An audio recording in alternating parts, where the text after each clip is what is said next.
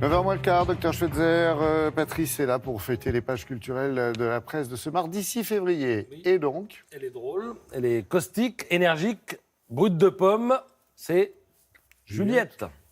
Nouvel album, il en est question ce matin dans l'Humanité. Alors Juliette tout de suite nous dit « j'aime pas la chanson ». Donc on se dit, ça demande quand même une petite explication. C'est bien d'elle. Oui. Elle dit « la chanson n'existe pas, c'est comme dire j'aime la littérature ». Alors je parle sous le contrôle de Olivia. Oui, mais alors qu'on aime tel ou tel écrivain, tel ou tel style d'écriture. Je ne sais pas si vous êtes d'accord ou pas. C'est pareil pour le théâtre, c'est pareil pour le cinéma, parce que vous avez un blockbuster, un Tarkovsky. Il n'y a rien de commun, pourtant, les deux, c'est du cinéma. Donc voilà, j'aime pas la chanson, nous dit Juliette.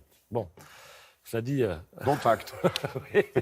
Alors, on s'ennuie jamais avec elle. Hein. Elle nous raconte qu'elle procrastine. Sur Balance ton port, elle dit c'est important, c'est bien.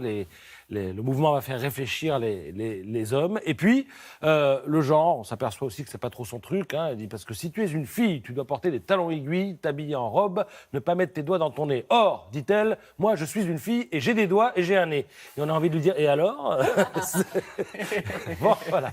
Elle a toujours eu du nez. Voilà, c'est toujours amusant avec Juliette, c'est-à-dire ce matin dans l'Humanité. Dans le Parisien, interview un peu plus courte de Belmondo, qui était invité d'honneur de la cérémonie des Lumières hier à l'Institut du monde arabe. Il y avait face à lui 80 journalistes de la presse étrangère. Alors on lui dit « Pourquoi n'avez-vous pas fait carrière à Hollywood ?» Il répond « Il fallait apprendre l'anglais, donc j'avais pas envie. » Quand on lui parle de son successeur, il dit « Pour moi, c'est Jean Dujardin. » Et il a un projet de film avec Fabien Antoniente, apprend-on ce matin dans Le Parisien. Clint Eastwood, le film, on connaît le titre, le 15h17 pour Paris, l'histoire de ce qui s'est passé dans le Thalys en août 2015, à savoir que 3 jeunes Américains avaient maîtrisé un terroriste qui avait décidé de dessouder tout le monde.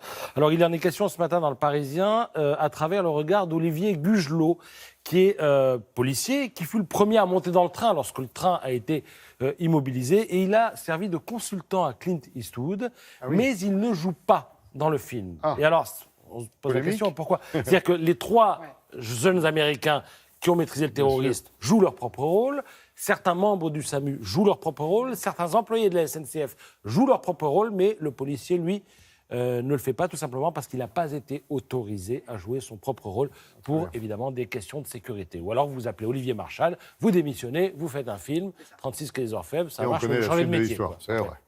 Alors, sachez que vendredi à Arras, le film, le 15h17 pour Paris, sera diffusé en présence de nombre de témoins de ce fait terroristique, j'allais dire, en tout cas ce fait divers qui ressemble beaucoup à du terrorisme. Les Tuches 3, dites donc, ils sont sortis quoi, mercredi ? Record d'entrée, disait Charlotte, là, tout à l'heure. 2 millions de spectateurs. Record, donc c'est le record depuis Rien à déclarer de Danny Boone, qui avait quand même terminé à 8 millions. Hein. Donc voilà, ils sont sur les traces. Si on a le temps, non, on n'a pas le temps. Non, moi, je reviendrai demain ou après-demain vous parler de bande dessinée.